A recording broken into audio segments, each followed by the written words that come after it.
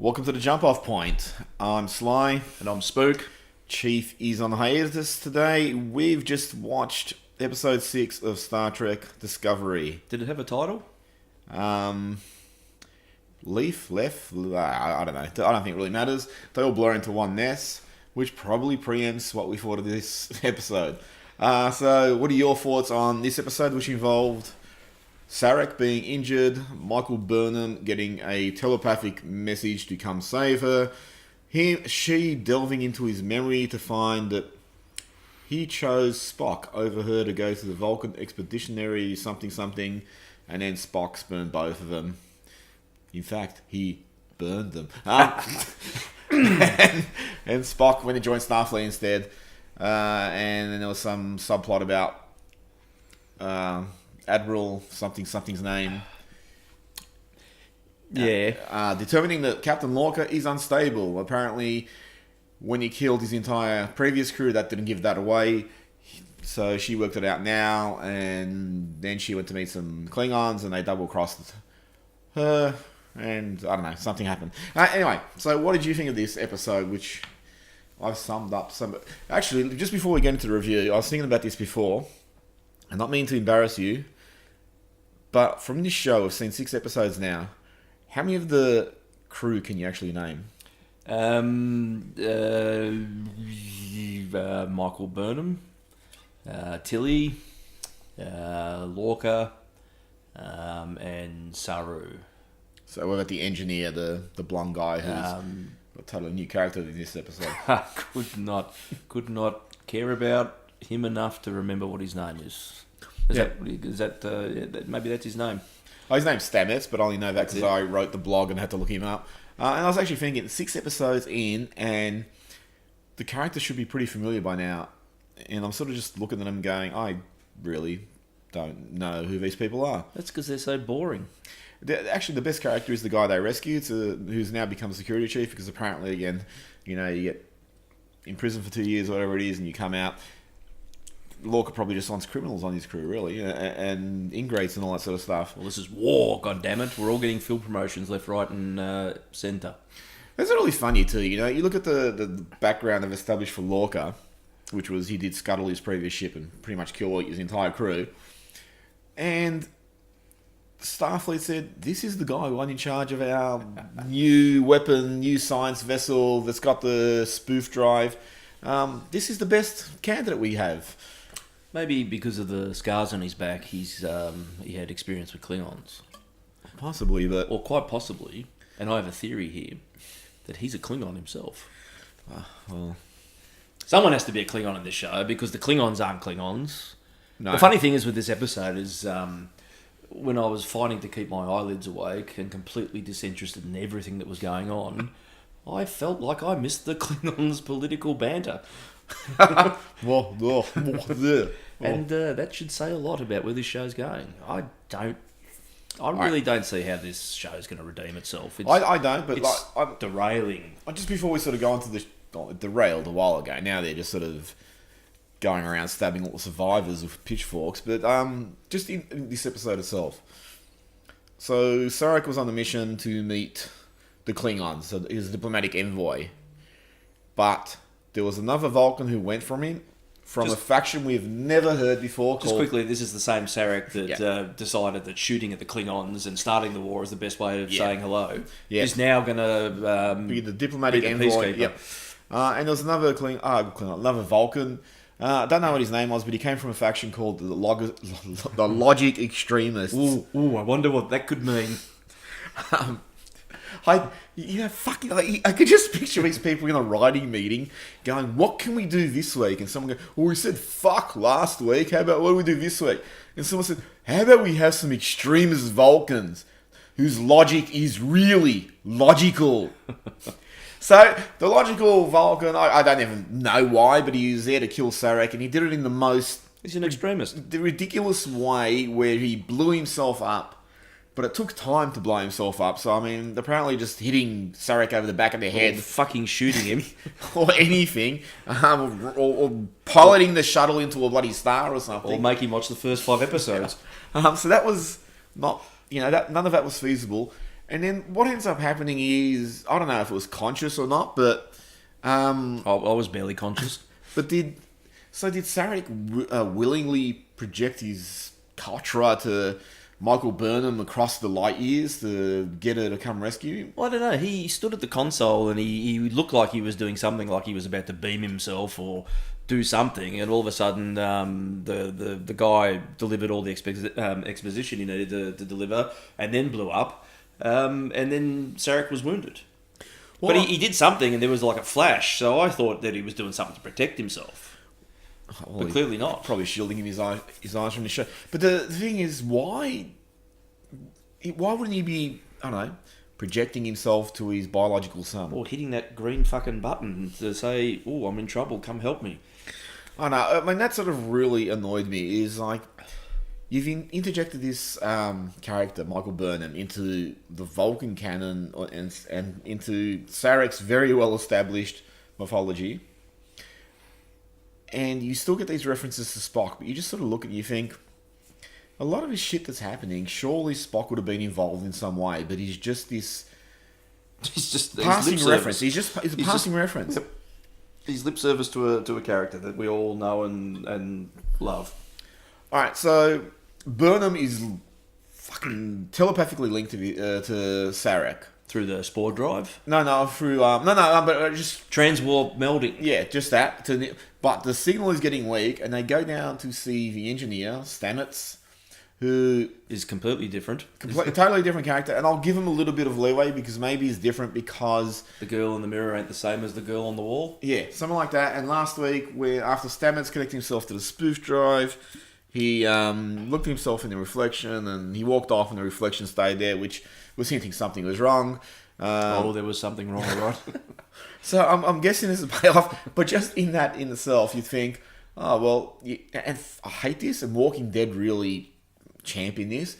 Is you introduce the cliffhanger and then don't pick it up again for 3 weeks. But that's all TV now. And it's just, I mean, you've got 15 episodes in this shit show to actually do something, and it's just constantly derailing. So this episode was pretty objectionable, but boring. So, and I think probably after, I don't know, it's 6 episodes, 40 minutes, 240 minutes of this shit that we've watched, 4 hours, I'm starting to get to the point where I just don't fucking care. No, that's pretty much it. And the only time I'll fire up is when something really... I mean, the whole thing is objectionable, but when something truly fucked up happens. In this case, and I shouted while we were watching it, was the bit at the end when Burnham was trying to reconcile her feelings for her father's... stepfather, foster father. Who cares? Her feelings for him. And she said to whatever the other guy's name was, she said, I feel like I should cry, but I want to smile or some shit like that. And I fucking shouted. And I hate this in any form of writing. You telling me in the 7 years she served previously in Starfleet, she never experienced this juxtaposition of emotions. She never had to deal with this. Apparently she's just fully formed, newly born from 4 or 5 episodes ago and dealing with all these things for the first time. It fucking shits me. It's really bad writing. And whoever's just, again, the writer's room, they're just sitting there and going, well, what can we do today? And someone's going, well, how about we get, Michael Burnham to contend with the inner turmoil of trying to be logical, but having to do it from emotions, even though for 5 fucking episodes previous to this, she's done nothing but emote. She's done nothing but have her little hysterical fits and, get angry and all that sort of shit. But apparently she's dealing with all this for the first time in this episode. Yeah, but it's all because Spock didn't let her go off. Sarek didn't let her go off and join the expeditionary forces or whatever it is that Vulcans do. Like, I mean, does it matter? Do we care? No, we don't care. No, we don't care. I mean, it's said in the review of the first episode, why does she have such a complicated backstory? And the other thing that shitted me is she went into Sarek's memories and witnessed conversations he and Amanda were having where her past self was also present. It's like, why are you witnessing memories you would have yourself because you were fucking involved in them the first time they happened? Right. And they're only there to just sort of deliver the information for the audience. Yep. But again, it's really shit storytelling. It's really just heavy-handed exposition. I think shit storytelling just covers it, really. Well, should be called Star Trek. Shit storytelling. Yeah. Well, what else did this episode do that was such a joy? Well, nothing. What did it advance in any way, shape, or form? Well, advanced at the... Where are we going with this show? I mean, presumably the season run of this is, 11, 12 episodes. It's 15 episodes. So We're halfway through the series run. Oh, no, it's just under, because it's 15 episodes. So... Oh, it's 15. But what do we know? We're at war with the Klingons, that's it. We got a crew that's... No one cares about. We got a ship no one really cares about. We have lip service. Yeah, we had a mention of the Enterprise today, which was quite exciting. It'd be good if they came along and maybe shot them. I'd pay to watch that. But other than that, just as a little aside, she mentioned the Enterprise, Michael Burnham. At this point in time, Spock would be on the Enterprise. Yep. Because it's this set 10 years before Enterprise. The original pilot for the original series was set 10 years before... Maybe they're emailing each other. The William Shatner pilot. And that was when... sorry, his name escapes me. But Captain Pike was captain and Spock was second officer and Majel Barrett was first officer. Yep. And that pilot... Never get used to a woman being on this ship. Yeah. And that pilot didn't sell, so they reshot another pilot, and I think in canon it's set 10 years later. So at this time, the Enterprise is actually flying out there with Captain Pike as the captain of it, and Spock is on that ship. Surely, if you're going to mention the Enterprise, you're trying to do this familial rivalry, I guess. You know, it's like Sarek's going, I sort of chose Spock over you and all this sort of shit. Surely you'd factor in that Spock's on the fucking prime, ship. He's on the flagship, the Enterprise, and she's on the Discovery after killing 8,000 people. So maybe Sarek was right. Well, it just sort of says he made the right choice. If you're going to shoe in that shit, surely you'd actually use it as context. And they didn't do that. There is no context in any of this. Well, it was what? Another... I don't know. Last week's episode was not as horrible as all the rest, but that's not saying much. Tonight's episode was back to being a total shitfest. Yeah, it's almost like... Yeah, I think you mentioned it during when we were watching, is that you don't get a sense that anyone who wrote this episode had fucking watched any of the previous episodes, had read the series Bible if one exists, or had any fucking clue what was going on. It was just erratic. Oh, yeah. And completely disinteresting to us, the poor audience. And I actually want to know, where did... why would you be parleying for peace with the Klingons when the 5 episodes prior to this have been all about war with the Klingons? Well, that's the thing. And Lorca said it himself 15 times during the episode. We're at war. I've got to win this war. I've got to win this war. And then all of a sudden, I'm so concerned about Sarek because he's our best hope for peace. Which fucking way do you want it? Oh, but he did this for Michael Burnham. Oh, that still is the stupidest name. And he offered her a position on the bridge, which she accepted. Oh, well, that's her rapid path to redemption. I would imagine in 3 episodes' time, she's on a planet somewhere smiling at a tricorder, and everybody in the crew loves her. Oh, they love her now because forgotten about because she in this episode has established that she's Sylvia Tilly's mentor. Oh, that's it. So, and this is probably the first episode where we haven't heard the word mutineer.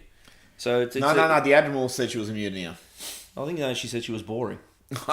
No, but the Admiral came on board and said, yeah, you trust in this mutineer and shit like that, because that Admiral's there to just keep putting in our face that Why was she there? She was there to bone Lorca, which she did. Well, it's a two-way street, I suppose.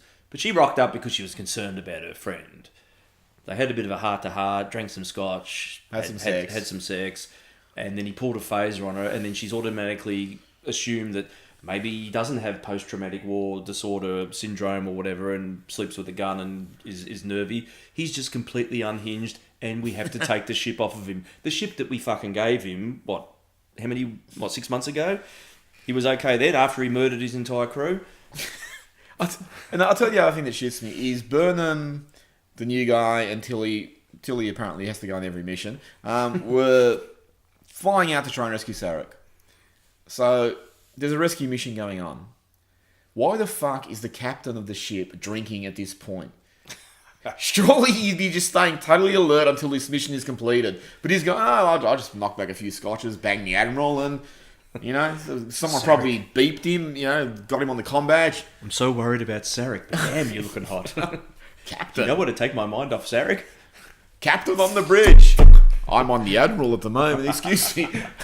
It's just that doesn't make any sense. Again, it's that really sort of insular storytelling where no one's paying attention to anything else that's happening in this universe at that time. So it's like, why why concern yourself about the fact that he should be on the bridge and monitoring? And another thing this show, 4 episodes into the Discovery's journey, how little bridge time have we spent on this ship? All the other shows, the Voyager, the original series, They're all pretty much set on the bridge, yeah. Yeah, but they'll just have stuff like they'll have casual chatter on the bridge. I think we've spent more time in the mess hall than we have on the bridge. I think we have, and that's probably symbolic because the show's a fucking mess. Well, you don't make this sort of fucking mess. But it just you don't get any. I don't know what this show's meant to be about other than the war. But having said that, it doesn't really feel like it's a. No, there's no sense of direction or purpose. You remember what was the next gen episode where it was yesterday's Enterprise, the one where the Federation were losing to the Klingons. That was yesterday's Enterprise, was it? Yeah. But right off the bat in that episode, when everything changed, you got a real strong assessment of things are going bad, the Federation's going to lose, Klingon's going to win. Suddenly, there's desperation in that episode. There's everything has a sense of purpose in what they're trying to do. This is just... They could be fucking having a stamp collection meeting with the Klingons this weekend and they're showing the same amount of concern as... Are we winning the war or are we losing the war? What's you get no scale. And that was done really well in Deep Space Nine during the Dominion War. That you always had a sense of scale of what was happening. There were constant references to, losing position...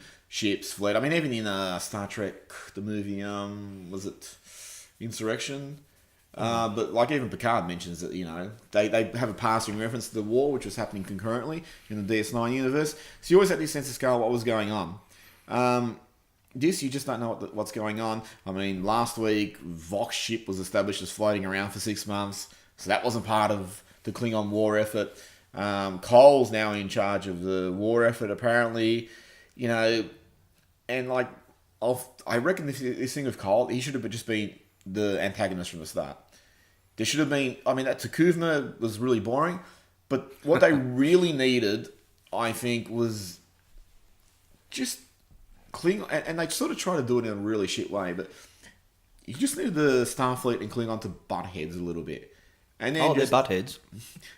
But then the Klingons, someone to actually unite the Klingons. And someone who the audience can follow as, that's the bad guy, that's the antagonist. It's like a show that did that really well was Spartacus from Stars, where we followed Spartacus as the hero, but in each season they established an antagonist who we knew was going to be Spartacus's nemesis for that season. And they did that really well, and then whenever you watched and this guy came on, you go, yes, that's the guy we need to hate, that's the guy we want Spartacus to overcome, and you felt a sense of direction because every episode was...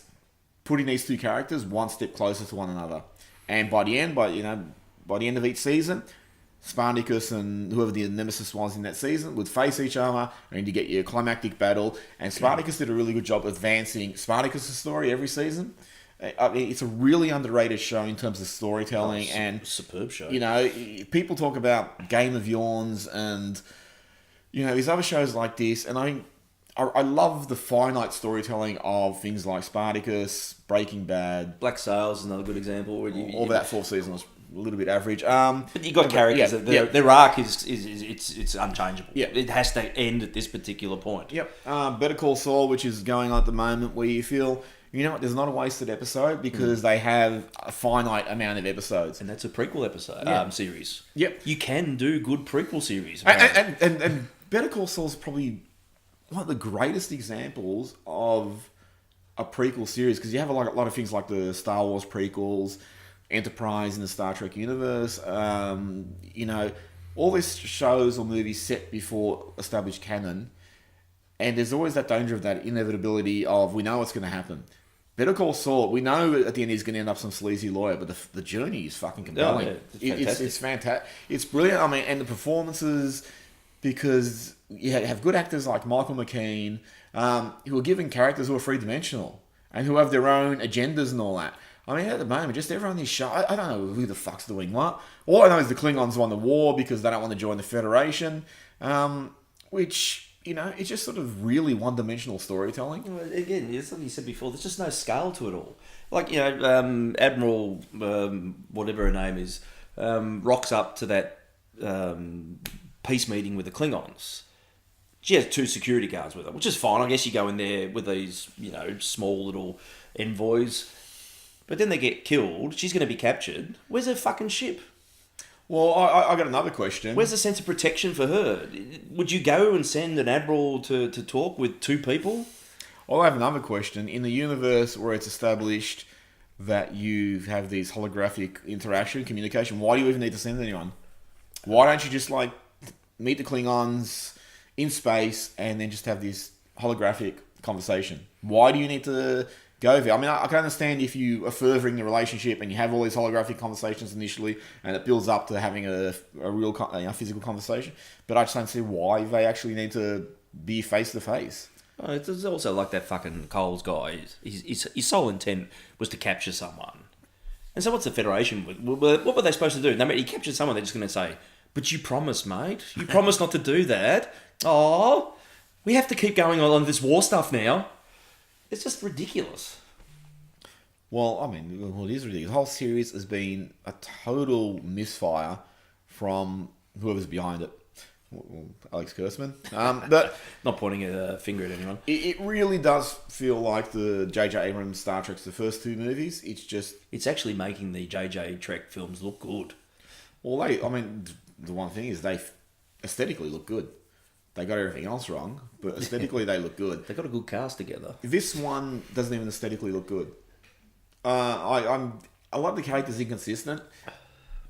The Michael Burnham character is terrible. She is just so all over the place. I don't know if she's meant to be remorseful, fanatical, intense. She just goes through all the above. Yeah, all above. But she's then meant to have that Vulcan framing where she should be, be reft of emotion. I mean, obviously she's human, so she's going to feel emotion, but she should be totally logical. But they've rarely adhered to that. When they've adhered to that, it's been through some filter of fanatical emotion. Like with the Klingons, the initial attack where she thought, well, we should attack them first. That's my logical stance. Well, that's what Sarah told her to do. I am so over the top into this. I don't know. I really just... Probably this is the first episode where I truly just sort of sat back and felt like I don't really care anymore. I don't care where this goes. Oh, no. It was so completely disinteresting as a piece of television. And the only time I really grew interested was when it became insanely stupid. And then it was just to sort of sit there and go, why do you put idiots in charge of this franchise? Why do you let these people create a new franchise, a new installment in this 50-year franchise who have no idea about this franchise? No. And I'll go into nitpicking mode for a moment because I just thought of something. When Lorca and the new chiefs of security were playing Star Trek Battlefront on the hologram, you remember in Next Gen they introduced the hologram as a new technology on the Enterprise. It was, I think, in the very opening episode where Data and Riker met. Yeah, and he called him Pinocchio or something. Yeah, it was this new wondrous technology that apparently has now been around for 40, 50 years. And it's used for playing space shoot-em-ups. So I don't know. Your score's better than mine. You killed 36. Yeah, I mean, it's an interesting thing because I'm from memory that the holodeck was actually there in the animated series. They actually used it in that, but that was never considered canon. Oh, well, and then when Next Gen, can we edit this out? Then? No, but when Next Gen came along, they did treat it like that. They treated it like this is totally new. They, they showed it off like how do you know where the wall is and all that sort of shit, and they gave an explanation about how it operates and all that. So they did treat it like a totally new technology. But yeah, I mean, so you're right. So I mean, I don't know. No one's looking at the canon of this. None of the writers are there. I mean, I'm sure they've just asked someone when the holodeck technology came in, and someone probably said, "It's not fucking real, mate. You can just bring it in whenever you want." It was just portrayed though as a video game. would you think Klingons would be mown down that easily? They're just running there. Like, fucking, there was about 8 of them running down a passageway, and he just rapid fire shot them all. Oh, well, you think Klingons would be a little bit smarter than to just run in the open and be picked off? What that scene needed was Super Mario running in at the end and hitting a mushroom or whatever Super Mario did. The new guy, he should have had a little mallet that he was just hitting the Klingons over the head with. Or Lorca should have been shot and then just went to the ground going, wah, wah, wah, wah, wah. No, and the funny thing is too, when they were building it, when Tilly was talking about that new guy, we should probably find out his name, but when Tilly was talking about him, she said, well, scuttlebutt is he took out 6 Klingons all by himself. Well, he fucking did in the holodeck, because apparently they're just that piss weak. There's probably a really good possibility that the Klingons in this series will become very much like the Cylons in the original Battlestar Galactica series, or the Stormtroopers in Star Cannon Wars. fodder. Yeah, just going to run around. Well, that's all they've been so far. They haven't showed any military precision or proficiencies or hand-to-hand combat proficiencies. All they've done is just lying around being corpses, or the next person to be shot, stabbed, killed, or disintegrated. Yeah, well, they did show a little bit of fearsomeness today with the ambush, but was that going to take them? I now think too, there's with the Admiral being taken, it's like, well, does anyone care? That's because the sole purpose she was taken, and we called it during watching the show, is because she threatened to take away his captaincy. Well, you're not going to make it through to the end of this episode, really, now, are you? You just foreshadowed your own doom. She'd be captured, tortured, killed, hung, drawn, quartered. Who cares, really? You know, it was also funny. I obviously have never served in the military, and I've never served in Starfleet. And I have. Okay. Ensign. And I don't know the protocols, but I would imagine if an admiral was that worried about the commander of a ship, she would just have sex with him. No, well, she had sex before, but she would just sort of demote him and take command of that ship herself and say, I don't trust you in charge of your ship. Not like, wait until I get back on that file report and you're done. You know. That's good, because in the previous episode, the First Officer Chicken Legs pretty much proved that he was a capable First Officer because he had that database moment. Oh, yeah, where you looked at previous captains' names. Yeah. I don't know. She could have given command of the ship to him. Yeah. Oh, but no, you'd think that, like, the Admiral would just stay on board and just say, well, look, I'm going to bring the ship back to space dock, or whatever the case is. And just leaves him in charge. Yeah, but just leave him in charge. Don't do anything stupid. Yeah. And that'd probably be a good scene in the next episode where she's on the view screen and begging him to save her, and he just says, well, you told me not to do anything stupid. I might just have to stay here. I don't know, this show's a bust. I will finish this first season and watch something else. One episode of season 2, just because apparently every season is meant to be about something different. But well, that's what I heard, but who fucking knows? But the creative team behind this series is so bereft of intelligence. Yes, creativity, ability, competency, and there's so many scenes that play out like someone has just simply said, you know what would be cool if we had holographic communication, or what if they had another way to travel? I mean, warp drive's just too slow, you know? Just gonna fucking warp drive forever to get somewhere. Let's just have somewhere instantaneous. And just, how about the Klingons look different? It just plays like some little group of writers have had all these ideas about trying to make Star Trek hip and cool, and it's not, because it's just abandoned everything we know. And, I mean, I think, you know, you look at Star Trek fans, I believe most of them have turned off it. Not turned it off, but just turned off it, because I think the ones like us who are sort of watching it still are just like, oh fuck, well, let's see where it goes. But I don't hold any hope it's going to suddenly become Star Trek. It's hard to see how it can dig itself out of the hole that it's in at the moment. And the amazing thing is, like the J.J. Abrams Treks, which were just really dumbed down for everyone. This is dumbing down the dumbing down. No, but I just don't even find that this will have a broad appeal. I mean, I can't imagine there's people sitting there going, oh yeah, I'm really engaged by the Klingon politics. Well, they didn't even talk shit this week. Well, that's probably someone's learned. Obviously, someone from Paramount's rang down and just said, can you get these Klingons to stop talking? Sorry, go on. No, so maybe they've all just got a bit of a training session from the, I'm a spy, I talk really good English. Yeah, well, I don't know. I mean, I think that's pretty much all we can say, because there's not a lot of place for this to go. No, there is a place for this to go, and it is rapidly heading there. It's boldly going there. Yeah. Well, I don't think there's much more we can add to this particular episode. It was, I'd say this would have to be close to the worst so far, and completely lacking any interest. Did it advance the plot in any meaningful way? No. Or the arc, or the story, or whatever the fuck they're doing with this particular season? Assuming the end point is the end of the war.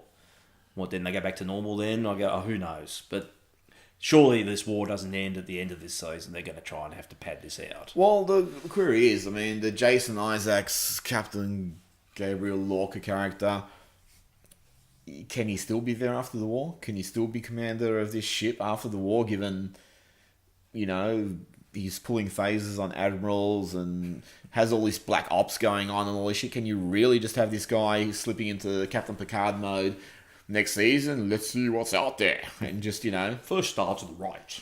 Yeah. Shoot it! Can you see him doing that? I don't really think so. No. I think... Maybe that's where this that belief that this spawns into some other show at the end of the first season. Who knows?